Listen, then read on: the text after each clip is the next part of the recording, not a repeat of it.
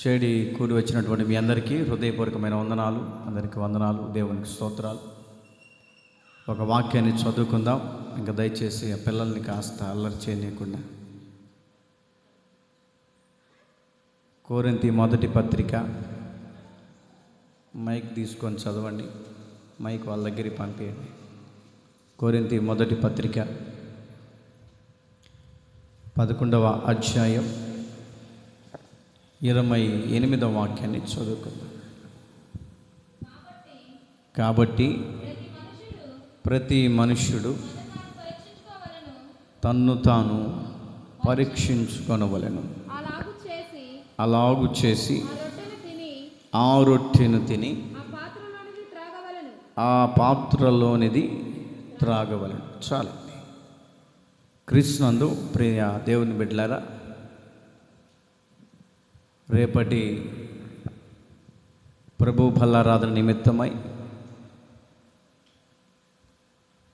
దేవుని బిడ్డలుగా ఒకరోజు ముందుగానే మన హృదయాలను దేవుని సన్నిధిలో శుద్ధీకరించుకోవాలి, తన్ను తాను పరీక్షించుకోవాలి, దేవునిలో నిలిచి ఉండాలి అని ఒక ప్రత్యేకమైనటువంటి ఈ యొక్క శుద్ధీకరణ కూటాన్ని ముందుగానే ఆయనలో మనము మన పాపములు కానీ మన అతిక్రమములు కానీ దేవునిని ఏ విషయాల్లో బాధ పెట్టామేమో అవన్నీ మనం గుర్తు చేసుకుంటూ దేవుని సన్నిధిలో మనము ఏం చేయాలంటే, అక్కడ రాయబడినటువంటి మాట కొద్దిగా అల్లరి చేయని, ఇక్కడ కూర్చో. కాబట్టి ప్రతి మనుష్యుడు తన్ను తాను పరీక్షించుకొనవలెను. దేనికి పరీక్షించుకోవాలి? దేనికి పరీక్షించుకోవాలి అని మనము గమనించుకుంటూ ముందుకు వెళ్తే, నీవు ప్రభు బలలో పాలు పంపులు పొందటానికి మనల్ని మనము పరీక్ష చేసుకోవాలి, పరిశీలన చేసుకోవాలి. ఒక శుద్ధీకరణ లేకుండా, ఒక భయము భక్తి లేకుండా, ఒక విధానం అనేది లేకుండా ప్రభు బలలో పాలు పంపులు పొందితే బైబిల్ గ్రంథం చెప్తుంది, వారు శిక్షకు అర్హులుగా మార్చబడతారు. శిక్ష అనేది ఎవరికి కలుగుతుంది అంటే, తప్పు చేసినటువంటి వాళ్ళని శిక్షిస్తూ ఉంటారు. కాలు సరిగా వేసుకుని కూర్చో. తప్పు చేసినటువంటి వారిని శిక్షకు గురి చేస్తూ ఉంటారు. మీరు అనవచ్చు, అయ్యా మేమేం తప్పు చేస్తున్నాం, మాకెందుకు శిక్ష వస్తుంది, మేమేమి తప్పు చేశామని మాకు శిక్ష కలుగుతుందని మీరు అంటున్నారు అని అనుకుండవచ్చు. బైబిల్లో ఒక చోట రాయబడింది, ఆజ్ఞ అతిక్రమించడమే పాపం అని బైబిల్లో చెప్పబడుతుంది. భూమి మీద జన్మించినటువంటి ప్రతి మానవుడు పరిశుద్ధుడిగా ఎవరు పుట్టలేదండి. భూమి మీద జన్మించినటువంటి ఏ మానవుడైనా కానీ పరిశుద్ధుడిగా నియమించబడలేదు, జన్మించబడలేదు. ప్రతి ఒక్కరూ, బైబిల్లో చెప్పబడినటువంటి మాట, ప్రతి ఒక్కరూ పాపములు చేసి దేవుడు అనుగ్రహించు మహిమను పొందలేకపోతున్నారు అని రాయబడి ఉంది. అంటే ప్రతి మానవుడు పాపులుగానే ఎంచబడ్డాడు. ప్రతి మానవుడు దోషులుగానే ఎంచబడ్డారు. ప్రతి మానవుడు లోకములో నేరస్తుడుగానే కనపడుతూ ఉంటాడు. కానీ దేవుని నమ్ముకున్నటువంటి బిడ్డ, దేవుని రక్షణ అనుభవంలో నడిపించబడుతున్న బిడ్డ, దేవుని ఆనందములో నిలిచి ఉన్నటువంటి బిడ్డలు, దేవుని రెక్కల నీడలో నడిపించబడుతున్నటువంటి బిడ్డలు కూడా బైబిల్ చెప్తున్న మాట ఏంటంటే, ప్రతి మనుష్యుడు తన్ను తాను పరీక్షించుకోవాలి. పరీక్షించుకోవాలి. స్కూల్లో ఉన్నటువంటి ఆ పిల్లలు చదువుతున్నటువంటి ఆ చదువులను బట్టి సంవత్సరం అంతా వీళ్ళు ఎంత చదివారు అనే దానికి గురిగా పరీక్షలు పెడుతూ ఉంటాం. అప్పుడు అర్థమైపోతుంది ఎవరు ఎంత బాగా చదివే వాళ్ళ, ఎవరు ఎంత మార్కులు తెచ్చుకునే వాళ్ళ, వీళ్ళ యొక్క చదువు విధానం అనేది అక్కడ బయటపడిపోతూ ఉంటుంది.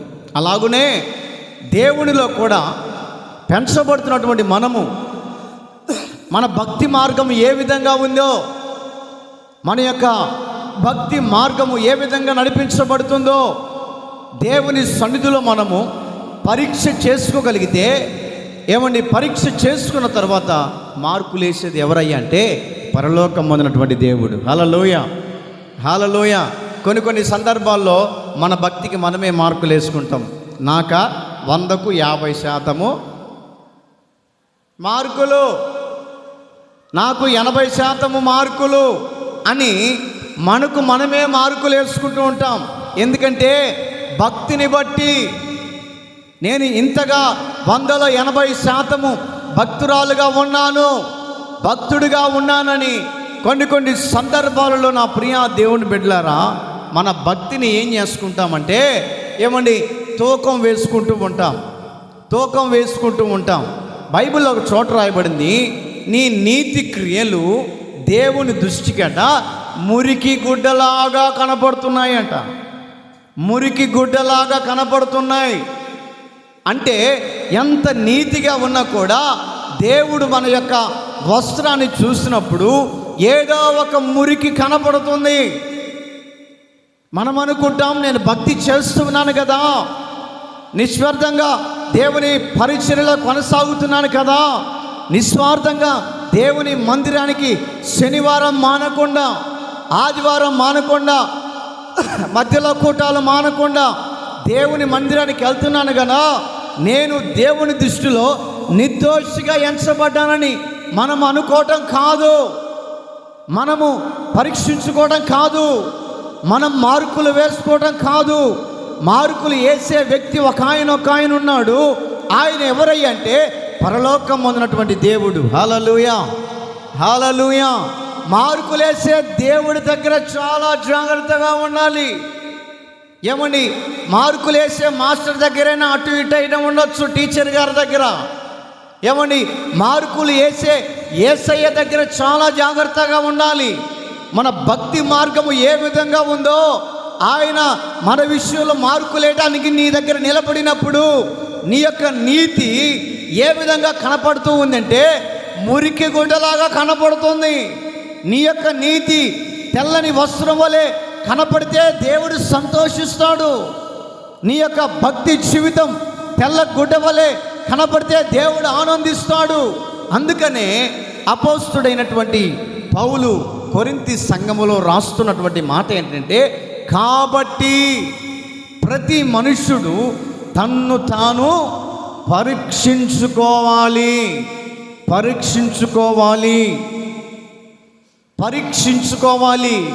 పరీక్షించుకునే విధానం మనము దేవుని సన్నిధిలో కనపరుచుకోవాలండి. ప్రభు బలలో పాలు పంపులు పొందాలంటే ఒక రోజున నీవు శుద్ధీకరించబడాలి, అభిషేకించబడాలి. దేవునికి అయిష్టమైనటువంటి ఆ కార్యాలు మనలో ఏమైనా ఉన్నాయనలా దేవుని సన్నిధిలో మనం ఏం చేయాలంటే ఒప్పుకునేవారిగా కనపడాలి. హల్లెలూయా, హల్లెలూయా. కొంతమందిని చూస్తే కప్పుకునేవారిగా కనపడుతుంటారు. ఏమండి, నన్ను ఎవరు చూడట్లేదులే అని చాలామంది తప్పులు చేస్తూ ఉంటారు. నన్ను ఎవరు గమనించట్లేదులే అని చాలామంది, ఏమండి, నన్ను ఎవరు గమనించట్లేదు, చూడట్లేదులేని ఎవరు చూస్తారు, ఎవరు చూడట్లేదు కదా అని చాటు మాటు పనులు చేయటం వలన దేవుని దృష్టిలో ఆయనను కన్నీళ్లు పెట్టించే వారిగా కనపడుతుంటాం. మనుషులు చూడకపోవచ్చు, మన యొక్క పాపములు మనుషులు చూడకపోవచ్చు, మన యొక్క అబద్ధములు మనుషులు వినకపోవచ్చు, మన యొక్క ఈ విధానాలు మనుషులు చూడకపోయినా పరమందు చూస్తున్నటువంటి దేవుడు. బైబిల్లో ఒక చోట రాయబడింది, నేను లోకానికి వెలుగునై ఉన్నాను. నేను లోకానికి వెలుగునై ఉన్నాను. ఆయన కనులెత్తి ఏమండి ఈ భూప్రపంచమంతా చూస్తున్నప్పుడు ఆ వెలుగులో నీవు కూడా కనపడుతున్నావు. మనుషులను కళ్ళు కప్పొచ్చు, మనుషులను మరిపియవచ్చు, దేవుని కళ్ళు ఏ మానవుడు కూడా కప్పలేడు.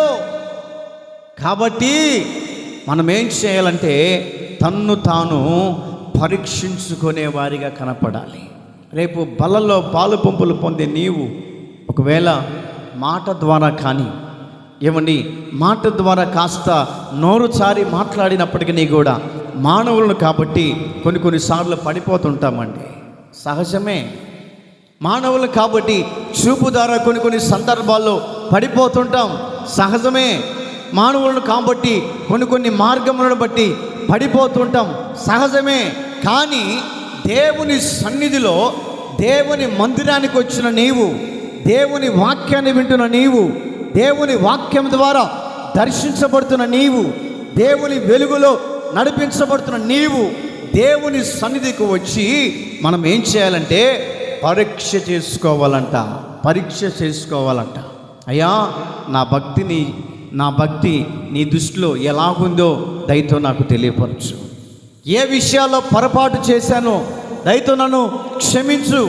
ఏ విషయాల్లో నేను పడిపోయానో దయతో నాకు తెలియపరచు అని ఎప్పుడైతే దేవుని సన్నిధిలో మనము ఏమండి మన తప్పులను ఒప్పుకునేవారిగా కనపడితే బైబిల్లో చెప్పబడుతున్న మాట ఏంటంటే నీకు ఒక బిరుదు ఇస్తాడు, బలానమ్మకమైన దాసురాలా అని దేవుడు నీకు ఒక బిరుదు ఇస్తాడు. హల్లెలూయా, హల్లెలూయా.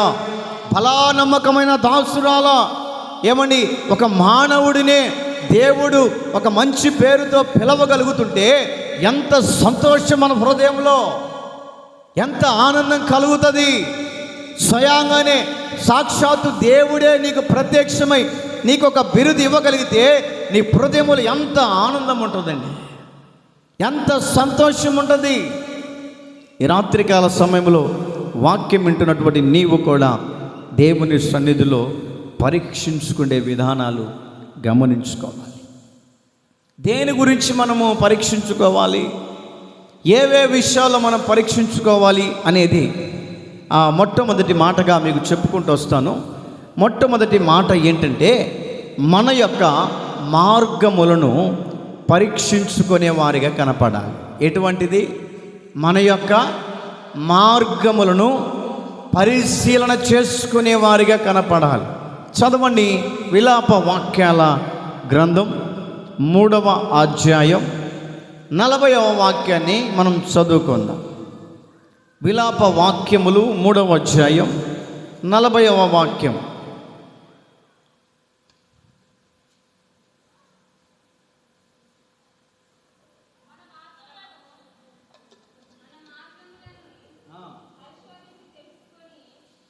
మన మార్గములను పరిశోధించి తెలుసుకొని మనము యెహోవా తట్టు తిరగాలి. ఇక్కడ రాయమన్నటువంటి మాటలు గమనిస్తూ ఉంటే దేనిని గురించి మనం పరీక్షించుకోవాలి అని అంటే ఏమండి అక్కడ రాయమైనటువంటి మాటను గమనిస్తూ ఉంటే ఓయ్ ఎందుకు మీరు అల్లరి చేస్తున్నారు? ఇందాక నుంచి దూరం కూర్చోండి. మరే దూరం కూర్చోండి. అతి చేస్తున్నారు ఇందాక నుంచి. కట్టె దగ్గర పెట్టుకుంటాయి తేప. కేజీరాని ఇట్రా ముందుకు రానురా. ఈ మధ్య అతి ఎక్కువ అవుతుంది నీకు. రుద్ర సముద్రం పంపించాల్సి వస్తుంది నీకు. హల్లెలూయా, హల్లెలూయా, హల్లెలూయా. ఇక్కడ రాయమన్నటువంటి మాటను మనం గమనిస్తూ ఉంటే మన మార్గములనట పరిశోధించి తెలుసుకోవాలి. అంటే మన మార్గాలు ఎలాగున్నాయి? ఏమండి చాలామందిని అడుగుతూ ఉంటే మేము నడిచే మార్గం బాగానే ఉంది, మేము నడిచే విధానం బాగానే ఉంది, కానీ అల్లా వాళ్ళ యొక్క మార్గం సరిగా లేదు అని ఎదుటి వారి మార్గాలను మనము ఎత్తి చూపుతూ ఉంటాం. అంటే ఎదుటి వారి తప్పులను ఎత్తి చూపిస్తూ ఉంటాం. ఎదుటి వారి యొక్క విధానాలని ఎత్తి చూపిస్తూ ఉంటాం. ఎదుటి వారి యొక్క మార్గాలు, వాళ్ళ నడవడికలు ఈ విధంగా ఉన్నాయి, ఈ యొక్క మార్గంలో వెళ్తున్నారు, ఈ పద్ధతిలో వెళ్తున్నారని దేవుని నమ్ముకున్నటువంటి బిడ్డలు వారి మార్గాలను చూసి, వారి చెడు మార్గాలను చూసి ఈ యొక్క భక్తిలో ఉన్నటువంటి వ్యక్తి కూడా ఆ చెడు మార్గాలను బట్టి భక్తిలో ఈ రోజున ఏమండి దేవునికి దూరం అయిపోతూ ఉన్నారు. వారిని బట్టి వీరిని బట్టి చాలామంది వారి మార్గములను బట్టి వారు అలాగ నడుస్తున్నారు, వీరు ఇలాగ నడుస్తున్నారు, నేను కరెక్ట్గా ఉన్నాను అని చాలామంది నా ప్రియ దేవుని బిడ్డలారా భక్తి మార్గములో నేను దేవునికి కరెక్ట్గా ఉన్నానని చెప్పుకుంటూ ఉంటారు. బైబిల్లో రాయబడినటువంటి మాటను గమనిస్తూ ఉంటే మనము మార్గములను పరిశోధించి తెలుసుకొని మనము యెహోవా తట్టు తిరుగుదుము. హల్లెలూయా, హల్లెలూయా. భక్తి మార్గములో నడిపించబడే బిడ్డ, దేవుని సన్నిధిలో నడిపించబడే బిడ్డ, దేవుని వాక్యాన్ని వింటున్న బిడ్డ, దేవుని అడుగు చాడలో నడిపించబడుతున్నటువంటి బిడ్డలు ఎలా ఉండాలంటే మన మార్గముల విషయమై పరిశోధన చేసుకోవాలి, పరిశోధన చేసుకోవాలి. అందుకనే దేవుని మందిరములో, దేవుని విధానములో, దేవుని సహవాసములో దేవుని భక్తులుగా పిలవబడుతున్న వాళ్ళు, దేవుని మందిరములో నీతిమంతులుగా పిలవబడుతున్న వాళ్ళు, దేవునితో సహవాసం కలిగిన వాళ్ళు, దేవుని బలలో పాల్పులు పుంపులు పొందేవాళ్ళు, దేవుని యొక్క రక్త మాంసములో సిద్ధపాటు కలిగిన వాళ్ళు, దేవునితో పరిశుద్ధ జీవితాన్ని చేసేవారు, దేవునిలో నిలిచి ఉండే ప్రజలు.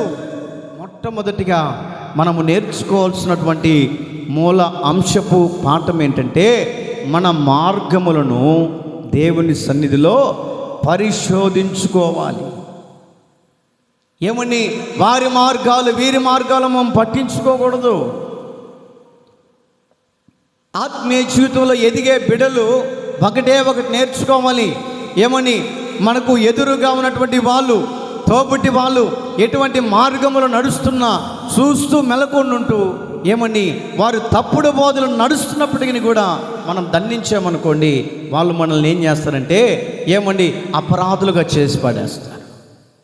మన మీద నిందలు మోపే వాళ్ళుగా కనపడతారు, మన మీద ఏమండి కోపపడేవారిగా కనపడతారు, మన మీద చేదైనటువంటి విధానాలని విరచిమ్మేవారిగా కనపడుతుంటారు, మన మీద భక్తి మీద ఏమండి ఎంతో ఏమండి చెడు విధానాలని ఏమండి చెరిపేవారిగా కనపడుతుంటారు. ఈ రోజుల్లో ప్రియా దేవుని బిడ్డలారా, దేవుని సేవకుడిగా చెప్తున్నా, ఏమండి ఇదివరకు నేను పుట్టినటువంటి కాలంలో పెద్దలంటే చాలా గౌరవించేవాళ్ళని. అత్త మామ వస్తున్నారు నడుచుకుంటూ అంటే కోడలు మంచం మీద కూర్చున్న కోడలు కూడా లేచి నిలబడుతుంది. దేవుని సేవకుడు వస్తున్నాడు అని అంటే ఏమండి ఎంత వయసు కలిగిన వాళ్ళైనా కూడా లేచి నిలబడతారు. కారణం ఏంటంటే ఆ వయసు చిన్నదైనప్పటికీ కూడా ఇతడు దైవజనుడు అని వారు గుర్తించేవాళ్ళు.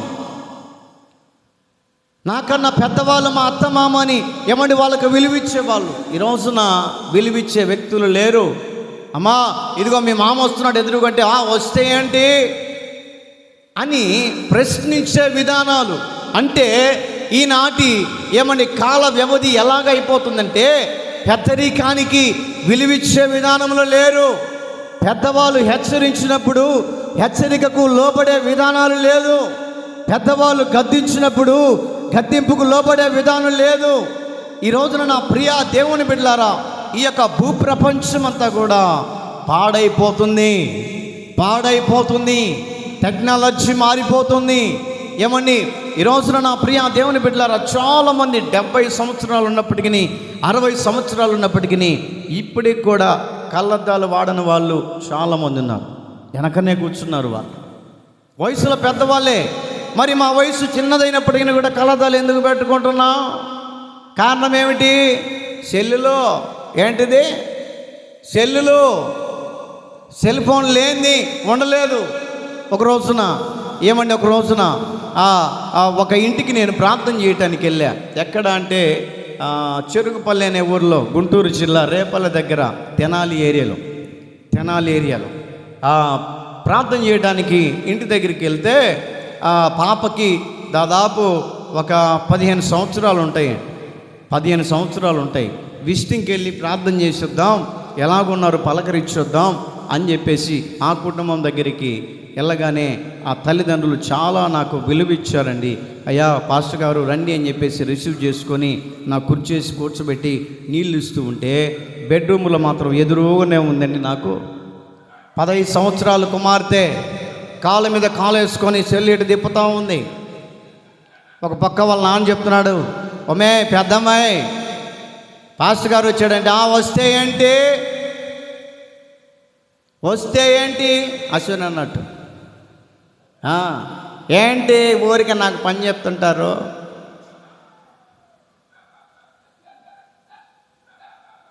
కాలు మీద కాలు వేసుకొని పడుకొని ఏమండి సెల్లు తిప్పుతూ ఉంది. ఆమె చూస్తుంది అనంటే ఆమె చూసే ఆ చూపు ఎట్లుందో తెలిసిన, ఒకటికి ఏమని రెండుకు ఇంకొక 2 కళ్ళు పడ్డాయి. ఏంటిది నాలాగా చూస్తే ఆ పరిష్కరించేది ఎంతమ్మని అడిగితే ఆమె చాలా లిస్టు చెప్పింది. కళ్ళద్దాలు తీస్తే మాత్రం పోయి పాస్టర్ గారు దారబంధరాన్ని కొట్టుకుంటుంది. ఒకసారి అట్లాగే అర్ధరాత్రి లేచి పాస్టర్ గారు బయటికి వెళ్దామని చెప్పేసి వెళ్తుంది. పాస్టర్ గారు అద్దాలు ఏడబెట్టి మర్చిపోయిందో తెలియదు, పోయి దారబంధరాన్ని కొట్టుకుంటే ముక్కంతా లోపల పోయింది పాస్టర్ గారు అని.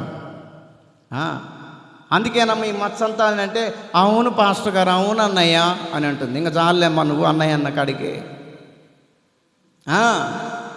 ఈ రోజున టెక్నాలజీ మారిపోయింది. ఏమని సావుకుడు వచ్చాడే, పాస్టర్ గారు వచ్చాడే, మంచిగా వందనాలు చెప్దాం, మంచిగా సావుకునికి వెలుగుద్దామని చెప్పేసి ఏ ఘోషణ కూడా వస్తే ఏంటి అని కాళ్ళ మీద కాలు వేసుకొని ఏమని తిప్పుతూనే ఉంది. తిప్పుతా కళ్ళద్దాలు పక్కన పెట్టినట్టుంది. ఏమని తిరిగి కింద పడ్డది. డబల్ కాటు మించి నా ముందే తపామని పడ్డది. బోర్ల ఎవర్రా నాయన ఏందో కింద వస్తువు పడ్డదంటే చూస్తే ఏమా వాళ్ళ ఆయన ఇంత పెద్ద బూతు మాట అన్నాడు. నేను చెప్పిన గదే డాష్ మనకు రావై. హల్లెలూయా పాస్టర్ గారు వచ్చాడని చెప్తే ఏం లేదు, నీకు అందుకే జరిగింది డాష్ అని చెప్పి గట్టిగా అన్నాడు. నేను ఆయన నోరు మొప్పించినయ్యా, ఎందుకు తిడతావులే, తిట్ట మాకు నువ్వు లేదు పాస్టర్ గారు, మీకేం తెలుసు పాస్టర్ గారు, రోజు నరకం అనిపిస్తున్న దీంతో. ఈ రోజున భూ ప్రపంచమంతా ఏమండి ఈ సెల్లులో గుండా చాలామంది జీవితాలు పాడైపోతున్నాయి. ఏమండి వాళ్ళిద్దరిని చూస్తే నాకు బహు సంతోషం. కనీసం ఏ రోజన్నా కళ్ళద్దాలు పెట్టుకుంటారంటే కళ్ళద్దాలు కూడా పెట్టుకోరు. ఏదమ్మా కనపడుతున్నాయంటే బ్రహ్మాండంగా కనపడుతున్నాయి పాస్టర్ గారు. హల్లెలూయా బ్రహ్మాండంగా కనపడుతున్నాయి. కారణం ఏంటంటే ఎప్పుడైతే నీవు దేవుని సన్నిధిలో దేవుని సేవకుడికి వెలువెయ్యగలుగుతావో, దేవుని సేవకుడికి ఎప్పుడైతే నువ్వు ఏమండి మంచిగా వెలువెయ్యగలుగుతావో, నీ యొక్క ఆత్మీయ జీవితాన్ని కూడా ఏం చేస్తారంటే దేవుడు రాను బలాభివృద్ధిలోనికి తీసుకుని వెళ్తాడు. హల్లెలూయా అక్కడ రాయబడినటువంటి మాటను గమనిస్తుంటే మన మార్గములను పరిశోధించి తెలుసుకొని మనము యెహోవా తట్టు తిరుగుదుము. మన మార్గములు ఎలాగున్నాయో, మన యొక్క స్థితిగతులు ఏ విధంగా ఉన్నాయో, మన యొక్క పరిస్థితులు ఏ విధంగా ఉన్నాయో దేవుని మందిరములోనికి వచ్చి దేవుని సన్నిధిలో పరిశీలన చేసుకోవాలి. ఒకవేళ దేవుని ఏడిపించే స్థితిలోనికి వెళితే, అయ్యా నాకొక మారు మనసును కలిగించు, నా స్థితిని మార్చు, నా పొరపాట్లు క్షమించు, నా అతిక్రమాలు క్షమించు, నా మీద ఉన్నటువంటి కోపం నీవు మానక అంగీకరించి నా ప్రార్థనకు చెవియొగ్గని దేవుని సన్నిధిలో దేవుని బిడ్డలుగా మనం ఏం చేయాలంటే ప్రార్థన చేసుకునే వారిగా కనపడాలి. ఎప్పుడైతే దీన మనస్సు కలిగి దేవుని సన్నిధికి వచ్చి మోకరిల్లి కన్నీళ్లు కార్చి పశ్చాత్తాప హృదయముతో నిలబడగలుగుతావో, ఆయన నీలో ఉన్నటువంటి నీ మార్గములు ఏం చేస్తాడంటే ఏమండి క్షమించగలిగిన దేవుడిగా మనకు కనపడతాడు. ఈ రోజున చాలామంది కూడా హృదయంలో శుద్ధీకరణ లేకుండా, పశ్చాత్తాపపు కన్నీళ్ళు లేకుండా, పశ్చాత్తాపపు విధానాలు లేకుండా, ఏమండి దేవునికి సంబంధించినటువంటి ఆ పశ్చాత్తాపపు కన్నీళ్ళు లేకుండా ఏదో నామకార్థంగా ప్రభు బలలో పాలు పంపులు పొందుదాం అన్నట్లుగా చాలామంది శుద్ధీకరణ లేకుండా, పరీక్షించుకునే విధానం లేకుండా ఏమండి యథాప్రకారంగా తీసుకుంటున్నారు. దాని గుండా మనకు ఆశీర్వాదం కాదు, దాని గుండా మన ఆత్మీయ జీవితానికి ఏమండి అభివృద్ధి అనేది కలగదు. మన ఆత్మీయ జీవితాన్ని దేవుడు అభివృద్ధి పరచలేడు, మన ఆత్మీయ జీవితాన్ని దేవుడు వృద్ధి పొందించలేడు. ఏమండి నామకార్థ విధానాలు అనేవి పాతి పెట్టబడి దేవునిలో ఇంకా ఎంతగా పరిశుద్ధతలో ఉండాలి, దేవునిలో ఇంకా నేను ఎంత ఆసక్తిగా ఉండాలి, దేవునిలో ఇంకా ఎంతగా నేను ముందుకు వెళ్ళాలని దేవుని మార్గముల వైపు, దేవుని విధానాల వైపు, దేవుని వాక్యము ద్వారా హెచ్చరించబడిన వాడై, దేవుని వాక్యము ద్వారా హెచ్చించబడినటువంటి హెచ్చరికతో కూడినటువంటి మాటలను బట్టి ఒక స్త్రీలు కానీ పురుషులు కానీ దేవునిలో ఒక తగ్గింపు విధానాన్ని దేవునిలో మనం తెలుసుకోగలిగితే ప్రభు బలారాధన నీవు ఆటోమేటిక్గా నీ మనసుకు నీకే తడుతుంది, నువ్వే తీసుకుంటావు. ఒకవేళ మనలో ఒకవేళ పొరపాట్లు ఏమైనా ఉన్నప్పుడు ఏమన్నా నేను బలలో పాల్పంపులు పొందేటప్పుడు చెయ్యంత గడగడ వణుకుతుందండి. నేను విశ్వాసగా ఉన్నప్పుడు శనివారం ప్రార్థనకు రాలేదు. ఒక రోజున పాస్టర్ గారు చెప్పాడు, శనివారము శుద్ధీకరణ ప్రార్థన కూటానికి నువ్వు వచ్చి బలలో పాలు పంపులు పొందితే నీవు చేసే ప్రార్థన కూడా మనస్ఫూర్తిగా దేవుడు అంగీకరిస్తాడు. నీ బల్ల కూడా నువ్వు తీసుకునే బల్ల కూడా ఆ నెలంతా దేవుడిని కాపుదలగా ఉంటాడని చెప్పాడండి.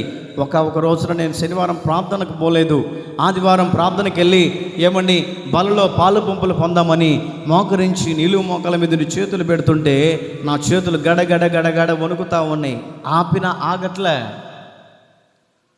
ఆగట్లే వణుకుతా ఉన్నాయి, గడగడ వణుకుతా ఉన్నాయి. దేవుడు చెప్తున్నాడు, ఇదిగో ఈ వారం నువ్వు శనివారం ప్రార్థనకు వచ్చావు, నీ తప్పులు ఒప్పుకోలేదు, నువ్వు తీసుకోవడానికి అర్హుడు కాదని ఒక ప్రేరేపణ, హృదయంలో ప్రేరేపణ అండి. నిజమాస్తుని చెప్తున్నా, ఎవరి విషయమో చెప్పట్లేదు. చేతులు ఊగుతూ ఉన్నాయి, గడగడ ఊగుతూ ఉన్నాయి. ఆపమన్నా కూడా, ఆపుదామన్నా కూడా నా యొక్క చేతులు నా స్పృహలో లేవు, వణుకుతూ ఉన్నాయి, గడగడ వణుకుతూ ఉన్నాయి. ఎందుకనంటే దేవుని దృష్టిలో నేను ఒక నేరస్తుడిగా కనపడ్డాను. దేవుని దృష్టిలో ఒక నేరస్తుడిగా కనపడినప్పుడు నాలో ఒక ధైర్యం లేకుండా పోయింది. ధైర్యం అనేది నాకు రావట్లేదు. ఎంత ధైర్యం చేద్దామన్నా ఒక పక్క పాస్టర్ గారు బలారాధన ఇచ్చుకుంటూ దగ్గరికి వస్తున్నాడు. ఒక్కొక్కరి దగ్గరికి వస్తుంటే నా మనసు మాత్రం అంగీకరించట్లే, గలిబిలైపోతుంది నా మనసు. తీసుకో మాకు అని నా హృదయం నాకే ప్రేరేపణ కలిగజేస్తుంది. లేచి బయటికి వెళ్ళిపోయానండి. ఎప్పుడైతే నేను లేచి బయటికి వెళ్ళిపోయానో నా చేతిలో ఉన్నటువంటి ఊపుడు అలా ఆగిపోయిందండి. కారణం ఏమిటి అనంటే, శుద్ధీకరణ లేకుండా నీవు బలలో పాలు పంపులు పొందితే ఏదో నామకార స్థితిగా ఉంటుంది, కానీ అది నీ భక్తి దేవుని దృష్టికి నీవు అంగీకారంగా మార్చబడలేవు.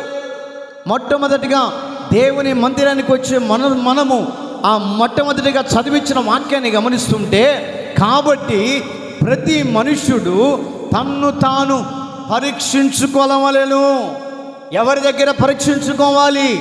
దేవుని మందిరములోనికి వచ్చి దేవుని దగ్గర నీ పాదాలు పెట్టి, దేవుని దగ్గర నీ మనస్సును దేవునికి అప్పగించి, అయ్యా నా మార్గాలు ఈ విధంగా ఉన్నాయి, నా యొక్క పద్ధతులు ఈ విధంగా ఉన్నాయి, నా యొక్క నడవడిక ఈ విధంగా ఉంది, నా చూపు సరిగా లేదు, నా యొక్క పద్ధతులు సరిగా లేవు, దయతో నన్ను క్షమించు అని ఏ విషయాల్లో నువ్వు పొరపాటు పడ్డావో, ఏ విషయాలు నువ్వు తప్పిపోయావో, ఏ విషయాలు నువ్వు కృంగిపోయావో, ఏ విషయాల్లో అనరాని మాటలు అన్నావో, దేవుని మందిరములోనికి వచ్చట మన మార్గముల విషయమై మనం ఏం చేయాలంటే పరిశోధన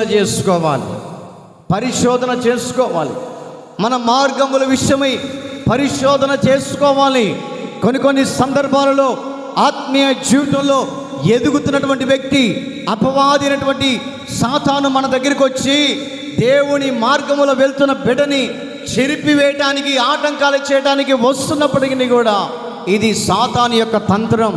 ఇది సాతాను యొక్క ప్లాను అని అనుకొని దేవుని బిడ్డగా ఎదుగుతున్నటువంటి నీవు సమయోచితమైనటువంటి జ్ఞానముతో నీ భక్తిని నీవు దేవునిలోనికి వెళ్ళగలిగితే ఆత్మీయ జీవితంలో దేవుడిని కుటుంబాలు కడతాడు. హల్లెలూయా, హల్లెలూయా. నీ ఆత్మీయ జీవితాన్ని బలాభివృద్ధి కలిగజేస్తాడు.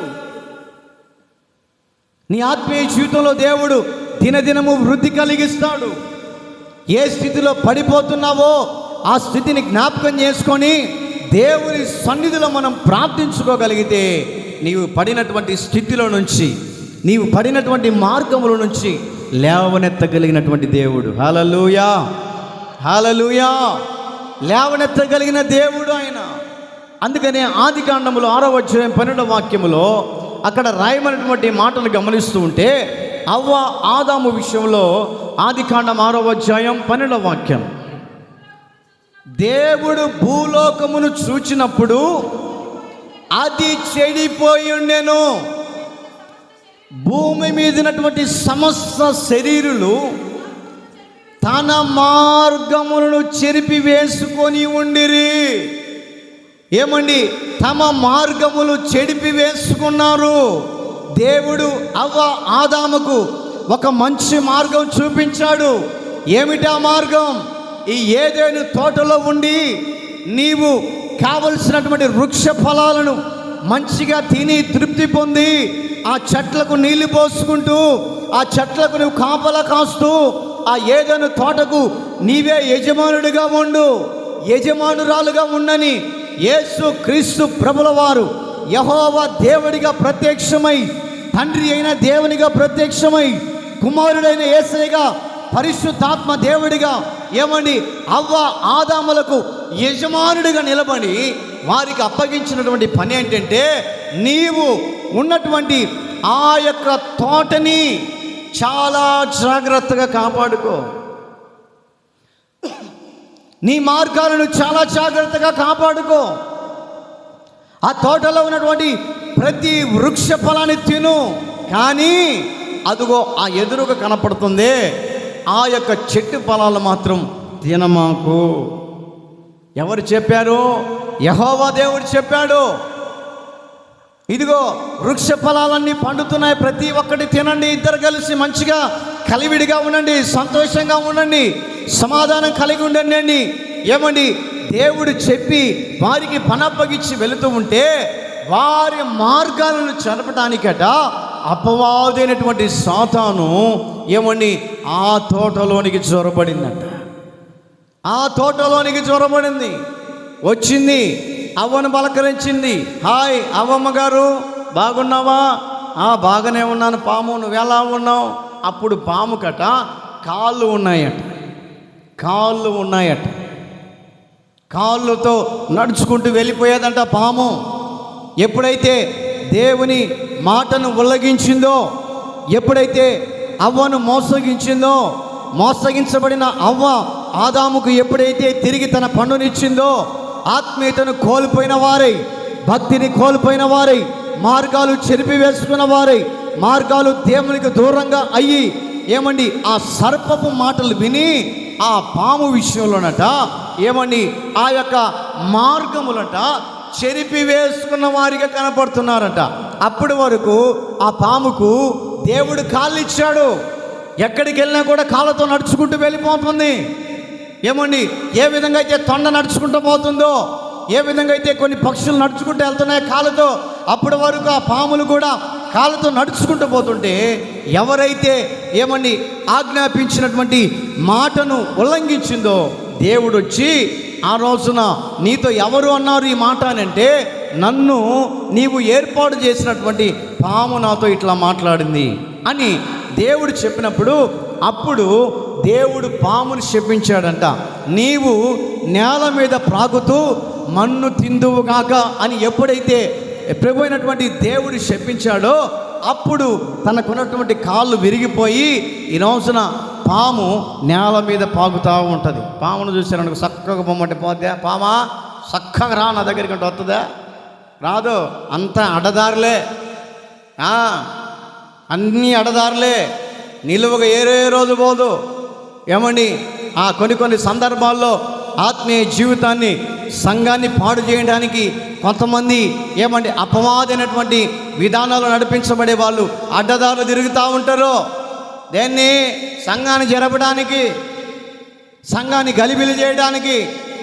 డైరెక్ట్గా వచ్చి ఢీకొనను చేతగాక, డైరెక్ట్గా వచ్చి ఢీకొనను చేతగాక ఈ రోజున సేవకులైనా కానీ, విశ్వాసులైనా కానీ, భక్తులైనా కానీ ఈ రోజున అడ్డదారులు తొక్కుతూ ఆత్మీయ జీవితాలను పడగొట్టాలని చాలా ప్రయత్నాలు చేస్తున్నప్పటికీ సంఘము యేసు క్రీస్తు ప్రభుల వారు కట్టినది. కొట్టు చప్పట్లు గట్టిగా. హల్లెలూయా, హల్లెలూయా. ఎవరు పాడు చేయాలన్నా కూడా వాళ్ళే పాడైపోతారు. దేవుని సంఘము జోలి వచ్చి పాడు చేయాలంటే వారి ఆత్మీయ జీవితమే పాడైపోతూ ఉంటుంది. కారణం ఏంటంటే దేవుని సంఘము దేవుడి ఏర్పాటు చేయమనేది. దేవుని సేవకులు దేవుని ఏర్పాటులో ఉన్నవాళ్ళు. దేవుని సేవకుడు ఎవరయ్యా అంటే మీ యొక్క చెడు మార్గాల విషయమై సరిదిద్దేవాడు, మీ యొక్క మార్గాల విషయమై దేవునికి తెలియపరిచేవాడు, మిమ్మల్ని సరిగా సరిదిద్ది దేవుని రాకడు సిద్ధపరిచే దేవుని సేవకుడికి దేవుడు ఒక భారం పెట్టాడు. ఏమిటా భారం అంటే నీ మార్గముల విషయమై సరిచేయటానికి, నిన్ను సరిదిద్దటానికి, దేవుని సన్నిధిలో క్రమము లేక నడుస్తున్న వారిని క్రమపరచడానికి, భక్తి లేని వారికి భక్తి నేర్పించడానికి, పరిశుద్ధత లేని వారికి పరిశుద్ధతను నేర్పించడానికి దేవుని సేవకుడును దేవుడు ఏర్పాటు చేసుకోవడానికి గల కారణం ఏంటంటే వారి మార్గములను సరి అయిన విధానములో తీసుకెళ్ళడానికి, సరి అయినటువంటి మార్గంలో తీసుకొని వెళ్ళడానికి. అక్కడ రాయబడినటువంటి మాటను గమనిస్తూ ఉంటే భూమి మీద సమస్త శరీరులు తమ మార్గములను చెరిపివేసుకొనిరి. ఈ రోజున చాలామంది మార్గాలను చెరిపివేసుకుంటున్నారు. పెద్దల మాటకు లోబడక తన జీవితాలను చెరిపివేసుకుంటున్నారు. దేవుని సేవకుడి మాట వినక చాలామంది జీవితాలు లోకంలో విచ్ఛిన్నమైపోతున్నాయి, దేవుని సేవకుల సలహాలు తీసుకొనక. అందుకని నా ప్రియ దేవుని బిడ్డలారా, ప్రభు బలలో పాలు పంపులు పొందే మనము దేవుని సన్నిధిలో మొట్టమొదటిగా మనము ఏమి విధానంలో కనపడాలంటే మన మార్గ విషయంలో, మనం నడిచే మార్గముల విషయంలో దేవుని సన్నిధిలో పరీక్షించుకునే వారిగా కనపడుతుండాలి. హల్లెలూయా. కీర్తనకారుడు ఒక మాట అంటాడు. 119వ కీర్తన 59వ వాక్యాన్ని చదువుకుందాం. 119.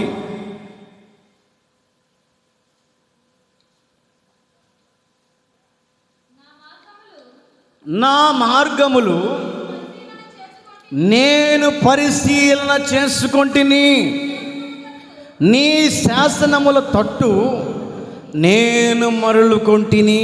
భక్తుడైన దావీదు చెప్తున్న మాట. దావీదా, దేవుని దృష్టిలో నీ మార్గాలు ఎలాగున్నాయి అంటే నేను పరిశీలన చేసుకుంటున్నాను. దేవుని మందిరానికి వచ్చిన నీవు కూడా మన మార్గాలు ఎలాగున్నాయో పరిశీలన చేసుకునే విశ్వాసిగా ఉండాలి. పరిశీలన చేసుకోవాలి. దేవుని మందిరానికి వస్తున్న మనం ఒకవేళ దేవుణ్ణి మనం కొన్ని విషయాల్లో బాధ పెట్టామేమో గుర్తు చేసుకోవాలి. అయ్యా, ఇదిగో నీ సన్నిధానానికి వచ్చిన నేను ఫలానా మాట విషయంలో నేను దుఃఖపెట్టానయ్యా, నన్ను క్షమించు. ఇదిగో నా మార్గ విషయంలో నేను నీకు దూరం అయిపోయానయ్యా, నన్ను క్షమించు. ఇదిగో మాటను బట్టి దురుసుగా నేను మాట్లాడుతున్నాను, దయతో నన్ను క్షమించు అని దేవుని సన్నిధిలో దేవునికి మన విధానాలని ఏం చేయాలంటే పరిశీలన చేసుకునే వారిగా కనపడాలి. ఎప్పుడైతే మనం పరిశీలన చేసుకొని దేవుని సన్నిధిలో మనం ముందుకు వెళతామో దేవుడు మనకు ఒక మంచి గుడ్ న్యూస్ చెప్తాడు. ఏమిటి అని అంటే, నీవు నా దృష్టికి నిర్దోషిగా కనపడతావు. హల్లెలూయా, హల్లెలూయా. నీవు నా దృష్టికి నిర్దోషివి, అపరాధివి కాదు. దేవుని దృష్టికి నిష్కలంకుడిగా మార్చబడతాం. నిష్కలంకులుగా, నిర్దోషిగా దేవుని సన్నిధిలో మనం పేరు పొందుకునే వారిగా కనపడుతుండాలి. నా ప్రియ దేవుని బిడ్డలారా, పరిశీలన చేసుకునే వారిగా కనపడాలి. జక్కయ్య ఆ రహదారి గుండా యేసుక్రీస్తు ప్రభుల వారు వెళ్తున్నప్పుడు అతన్ని పిలిచి తన ఇంట్లోకి వెళ్ళినప్పుడు అతడు పరిశీలన చేసుకుంటున్నాడంట. ఎందుకో తెలుసా? దేవుడి ముఖం ఎప్పుడైతే ఆ వ్యక్తి చూశాడో నోరు తెరిచి తన తప్పులన్నీ ఒప్పుకొని పరిశీలన చేసుకుంటున్నాడంట. దేవుని సన్నిధిలో పరిశీలన చేసుకుంటున్నాడంట. అయ్యా, నేను ఎవరి దగ్గర అయితే అన్యాయంగా తీసుకున్నానో నేను ఇచ్చేస్తాను. దేవుడు చెప్పలేదు. నువ్వు నేరస్తుడు అని దేవుడు చెప్పలేదు. నువ్వు అపరాధి అని దేవుడు చెప్పలేదు. నీవు అక్రమంగా సంపాదించావు జక్కయ్య అని చెప్పలేదు. ఎప్పుడైతే యేసు ముఖములో ఉన్నటువంటి ఆ వెలుగు కాంతిని చూశాడో ఆ వెలుగు కాంతి వలన తన హృదయము పరిశీలన చేసుకుంటున్నాడు. చెప్తున్నటువంటి మాట ఏంటంటే, అయ్యా, నేను ఎవరి దగ్గర అయితే అక్రమానంగా తీసుకున్నానో వారికి నేను రెండింతలు ఇస్తానయ్యా. నా ప్రియ దేవుని బిడ్డలారా, దేవుని భక్తి మార్గంలో నడిపించబడే బిడ్డలు ఎలాగ ఉండాలంటే మన మార్గములను పరిశీలన చేసుకునే వారిగా ఉండాలి. మన యొక్క విధానాలని పరిశీలన చేసుకునే వారిగా ఉండాలి. దేవుని మందిరానికి వచ్చిన మనం దేవునితో సహవాసం కలిగినటువంటి మనం, దేవుని యొక్క విధానాల్లో నడిపించబడే మనం, దేవుని యొక్క మార్గముల విషయంలో మనం నడిపించబడే మనం, దేవుని దగ్గర మనం ఏం చేయాలో తెలుసా? మన మార్గ విషయంలో పరిశీలన చేసుకొని పరిశోధించుకోగలిగితే దేవుడు నిన్ను రేపటి దినాన నిర్దోషులుగా నిష్కలంకులుగా నిలబెట్టి ప్రభు బలలో చేయి వేసేటట్టు అర్హులుగా మార్చునుగాక. తలలు వంచండి, కళ్ళు మూయండి.